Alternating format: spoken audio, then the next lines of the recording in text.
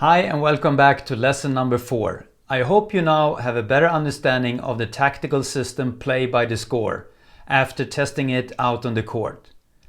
Now it's time to dig deeper, to learn more about how winning patterns of play really looks like, so you can develop your own effective primary and secondary playing patterns. First, you have to understand some basic statistics from the game of tennis. If you win 55% of the points played on a yearly basis, you would be number 1 in the world. That means roughly winning a set by 6-3. To be successful, you have to choose a winning strategy. And on the Pro Tour, a winning strategy looks like this. Playing from the baseline, the winning percentage is only 47%. In other words, a losing strategy. But approaching the net, the numbers start to look better and the winning percentage is 66%. And if you serve and volley, it looks even better. The winning percentage is 69%. This means that you have to mix your game up. So you cannot only play from the baseline, you have to approach the net and you have to mix in some serve and volley. So if you get a 50-50 ball and doesn't know if you should approach the net or not, the answer is always on a 50-50 ball, approach the net. Another thing to keep in mind is that 2 out of 3 winners comes from the forehand side. And most players have a better forehand. So when you're serving, you should try to serve in that manner so you can follow up your serve with a big forehand. A big forehand that you hit to your opponent's backhand side to the area C+. This should be one of your primary patterns of play. And when you execute this pattern, you can think big serve, big forehand. You know now that playing only from the baseline or too much baseline tennis is a losing strategy.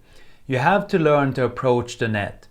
And approaching the net in modern style means hitting your strongest shot, that is usually your forehand, to your opponent's backhand side and aim for that target area C+ again. Move in and hit your first volley behind the player, that means to the backhand side again, and then move in for the kill. The stats are also saying that serve and volley is a good strategy. And if you don't do it already, you should mix in some serve and volley into your game as your secondary pattern of play.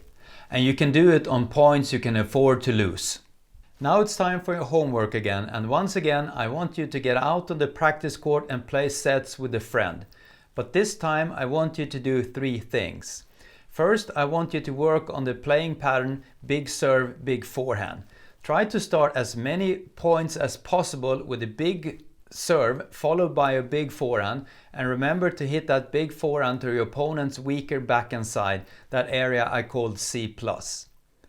And then I want you to approach the net on every 50-50 ball, hit a strong forehand to that area once again, C+, to the weaker backhand side, and hit your first volley behind the player.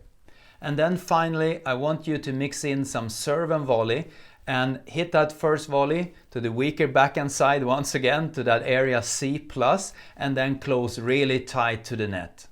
I'll see you again next week, and next week I will show you 3 different drills that will improve your serve. The first drill will work on your placement and consistency, and the second drill will improve your disguise, and the third drill will improve your first serve percentage. But until then, take care and work on your tennis game.